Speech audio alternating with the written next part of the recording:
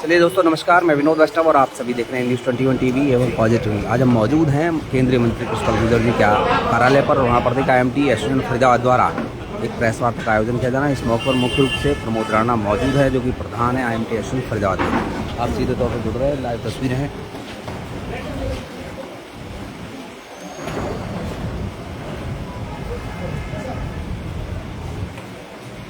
पहले तो मैं माननीय मंत्री जी श्री कृष्णपाल गुर्जर जी का हार्दिक अभिनंदन और स्वागत करता हूँ। इसी के साथ मीडिया से आए मेरे बंधु, मेरे IMT कार्यकारिणी के सदस्य और IMT के सभी प्लॉट होल्डर, मेरे प्रिय भाई। जैसे तो आप सब जानते ही हो कि मंत्री जी हर समस्या में हमारे साथ खड़े हैं, मुझे गिनाने की जरूरत नहीं है। फिर भी जो तीन बड़े काम हैं वो आप लोगों को पता होने चाहिए।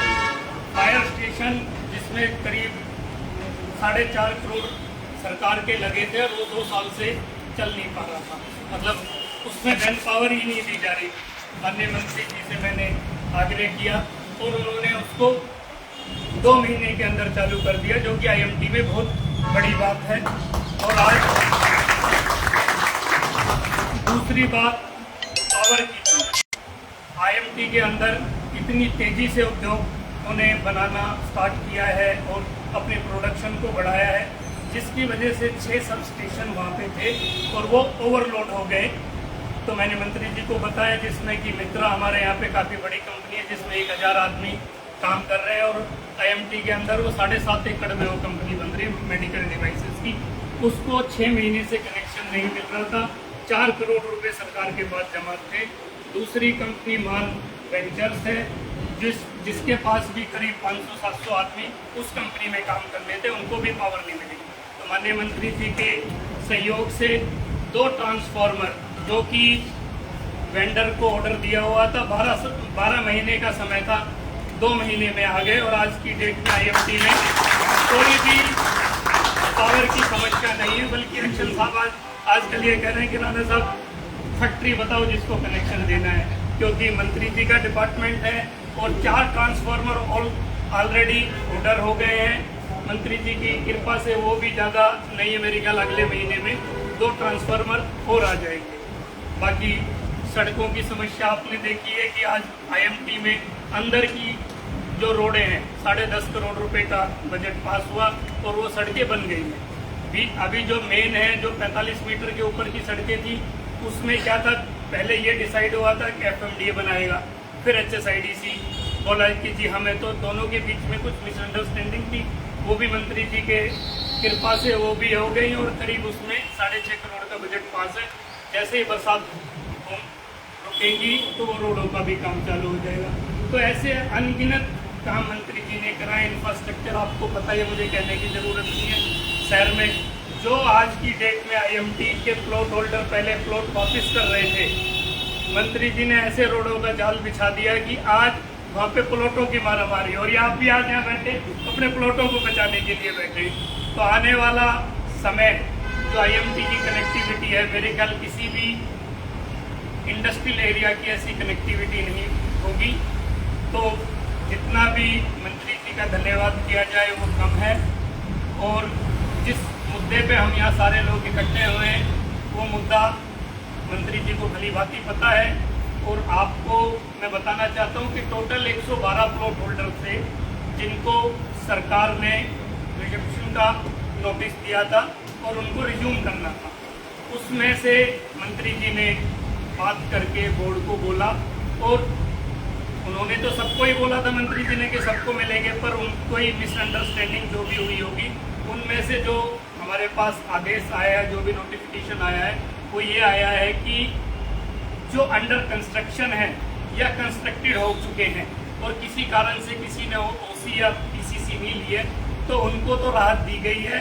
पर मंत्री जी 26 प्लॉट ऐसे हैं, ये सब भाई बैठे हैं, जिनको कोई राहत नहीं दी है। और सरकार ने आदेश जारी कर दिया है कि 4 अगस्त को लास्ट डेट दे दी है कि सभी की प्लॉटों को रिज्यूम करके और फाइलों को चंडीगढ़ भेज दिया जाए।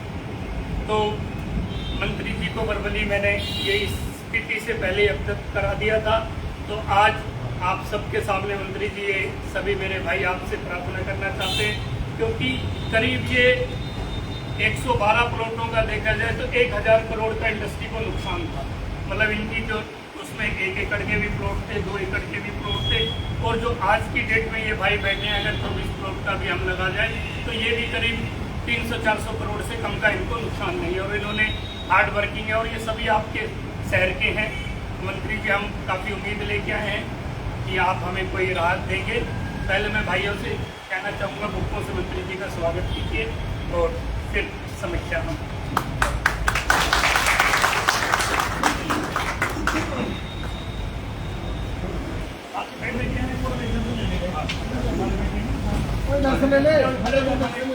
सारे इधर आ जाओ, इधर पीछे इधर आ जाओ, इधर आ जाओ। 5 के अभी आप सीधे तौर पर जुड़ रहे हैं लाइव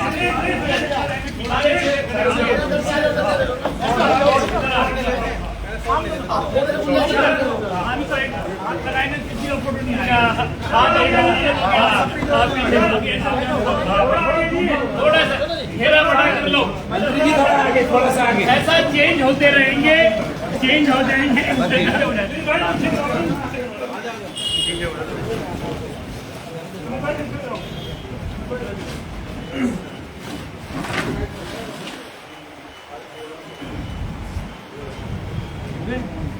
एक मोमेंटो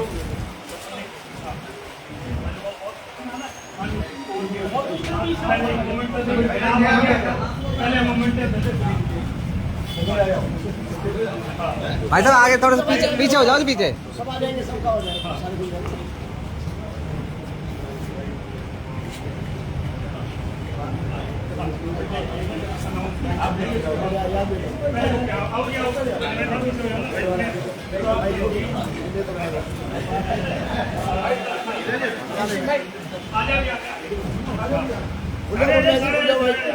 सारे आते हैं।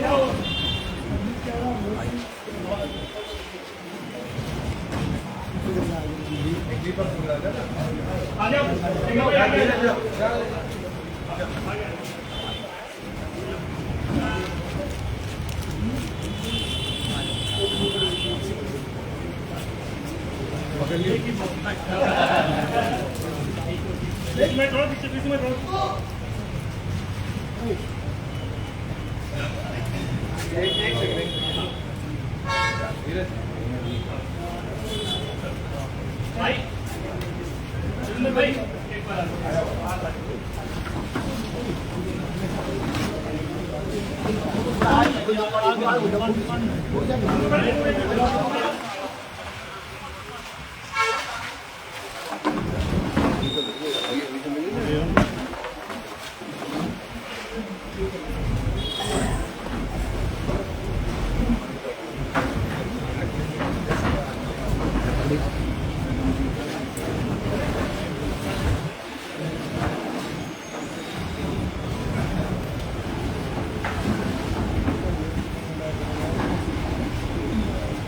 मैं मंत्री जी से निवेदन करना चाहूँगा कि हमारी समस्या का समाधान करें और कुछ हमें सांत्वना दें।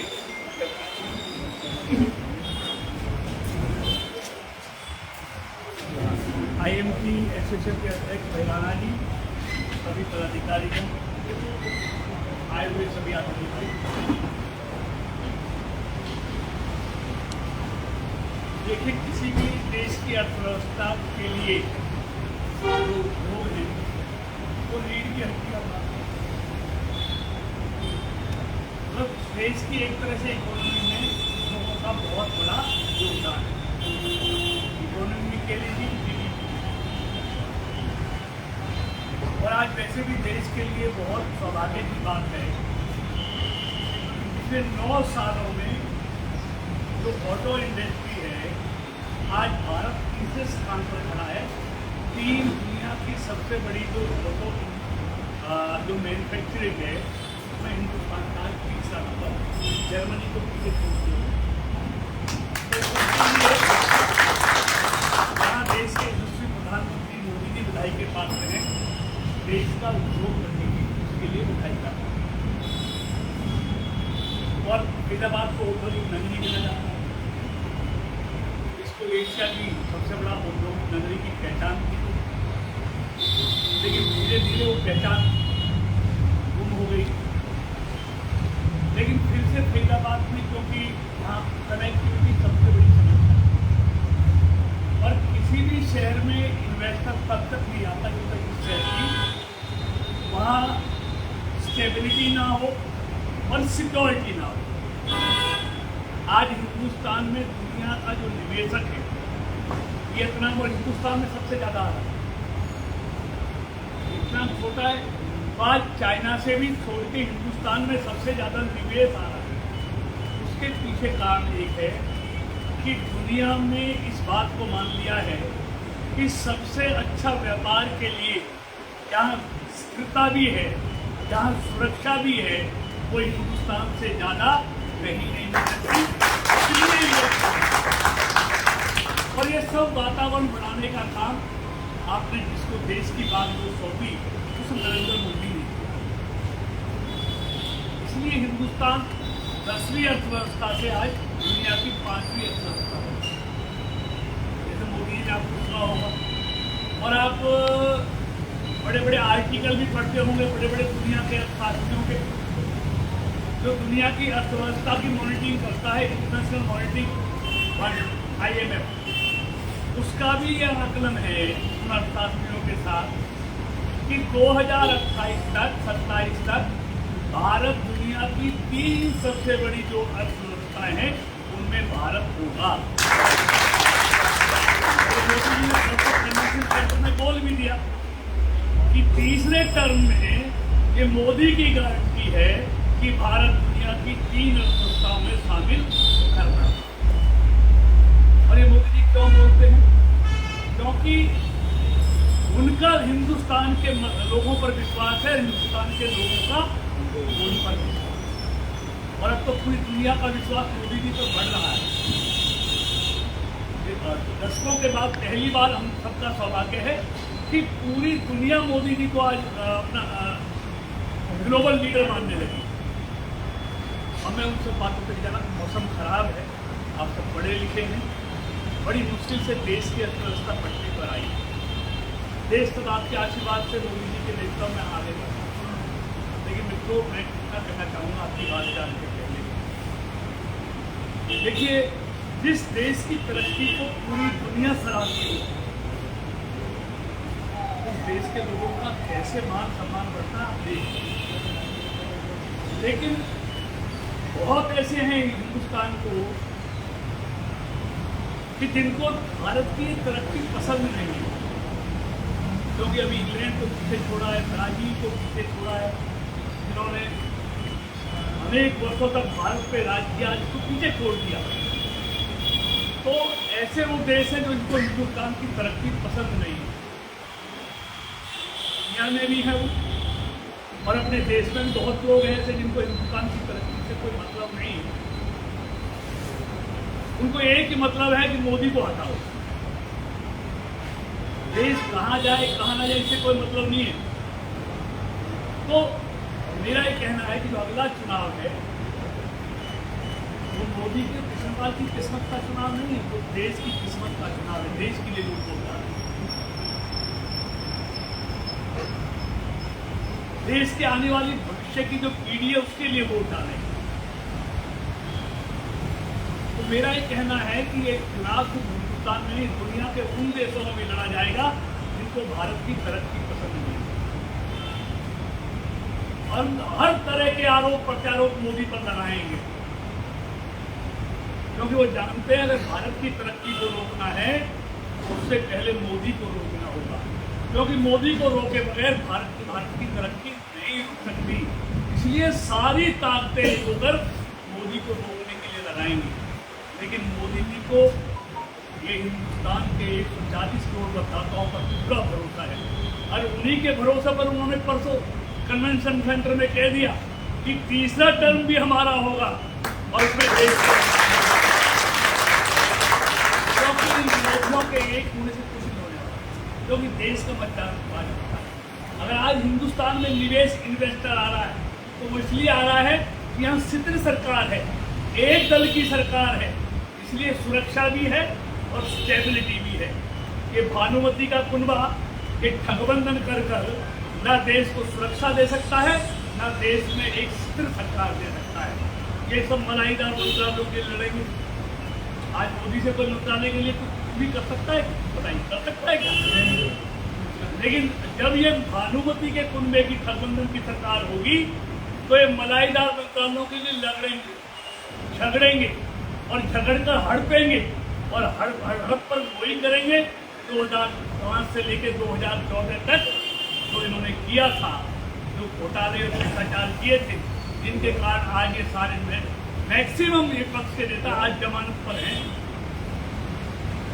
इनका देश का भी इनका कोई मायने नहीं होगा देश के लिए। ये अपने अपने राज्यों के लिए, अपने अपने मंत्रालयों के लिए झगड़ेंगे और देश बहुत पीछे चल जाएगा।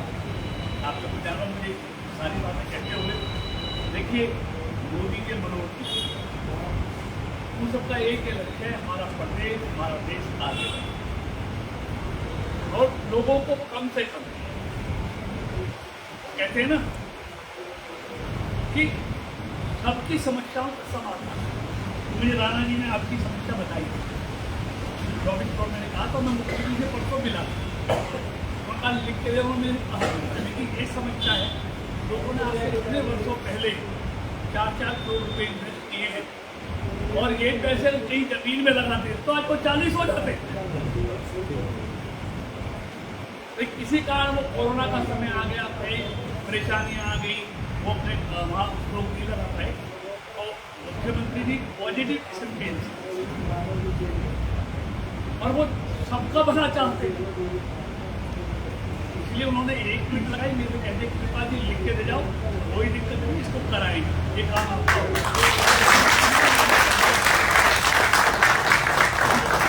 लेकिन मेरा भी आपसे निवेदन है, अब क्या आपको टाइम मिल जाए, एक्सटेंशन मिल जाए तो अब क्या उनको बना लेना जो भी हो, तो बार बार आपको दिक्कत ना आए। तो ये काम आपका निश्चित तौर पर मुख्यमंत्री से बात हो रही है और मुख्यमंत्री जी ने आश्वासन दिया निश्चित तौर पर इसको करेंगे। तो आप निश्चित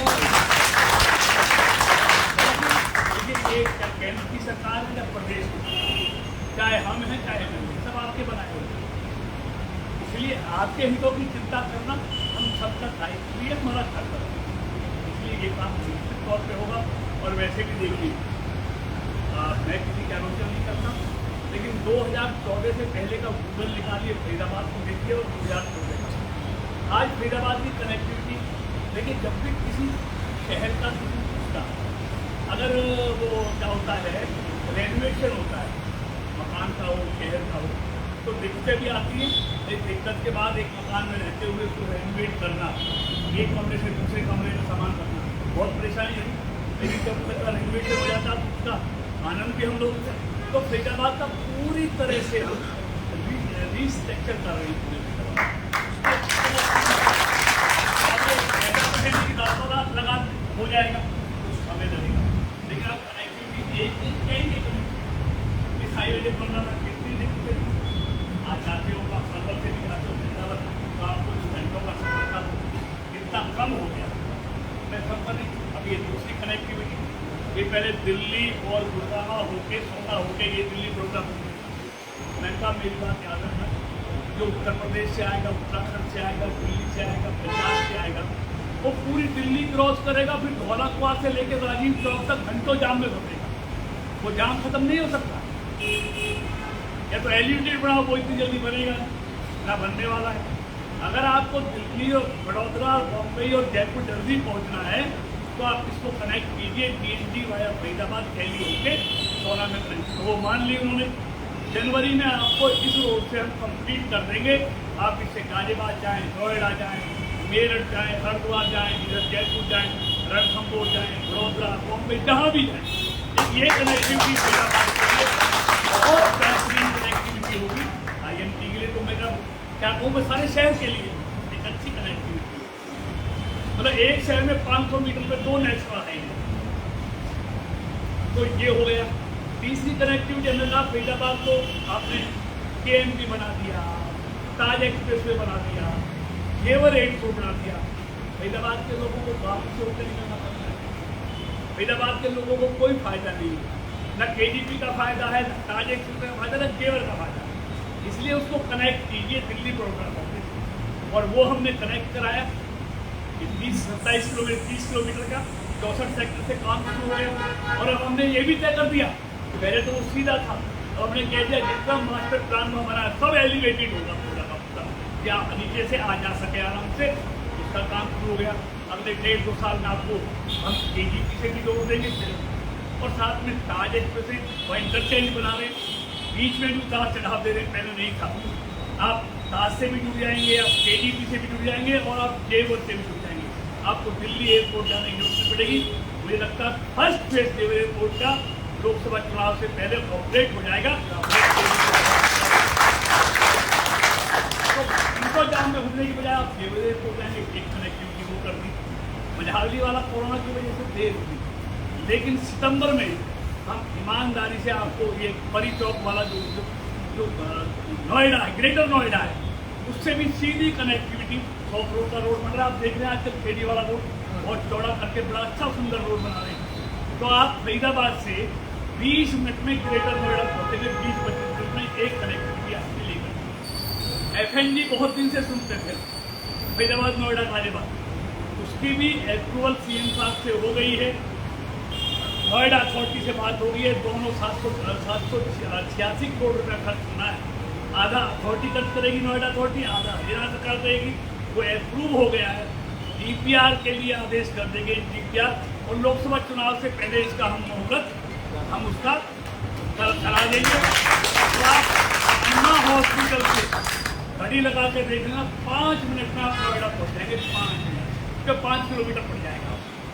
उसके बाद वहाँ से 20 मिनट में आप गाजियाबाद पहुँचेंगे। एक कनेक्टिविटी फरीदाबाद से हो जाएगी। तो इतनी कनेक्टिविटी हो जाएंगी।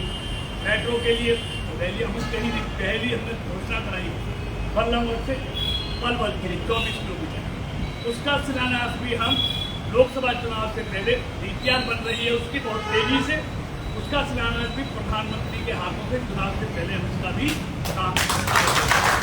तो मैं ये नहीं कहता कि सारी समस्याओं का समाधान, लेकिन पिछले 9 साल में मैं देश के बारे में, देश में जो बदला है उसका आप देख रहे हैं। प्रदेश में फरीदाबाद में भी जो बदलाव आया है आपके सामने है। मेरे कहने से हर काम आपको दिखता है, बोलता है, दिखता नहीं बोलता है। तो मैं आपको विश्वास दिलाता हूँ फरीदाबाद में अभी, और यहाँ पर आपको मैं समझता हूँ बहुत अच्छे अच्छे काम फरीदाबाद में, और हम सब लोग सब मिलकर करेंगे। तो अंत में आप आए, धन्यवाद करता हूँ, और इस काम के लिए आप चिंता मत कीजिए। जब तक मनोहर कुछ नहीं है आपको कोई बताने वाले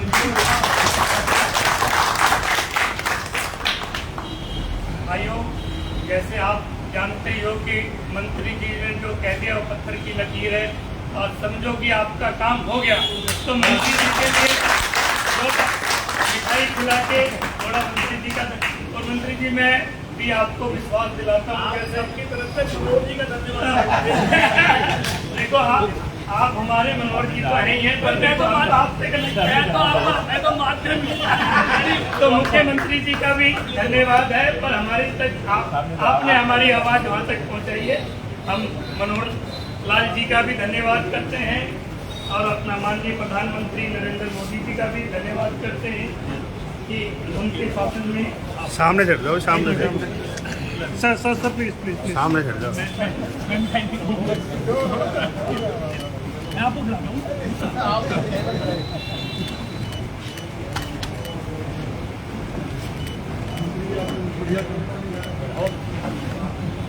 उसी में गया सारी बात। हाँ थे वहाँ पर। इसी के साथ मंत्री जी हम भी आपको विश्वास दिलाते हैं कि जिस तरह आपने 9 साल हमारे साथ कंधे से कंधा मिला के चले हैं, जब भी हमारी ज़रूरत पड़ेगी आपकी नीतियों से हम साथ हैं सरकार के, और जिस तरह की भी ज़रूरत पड़ेगी हम हमेशा आपके साथ खड़े मिलेंगे।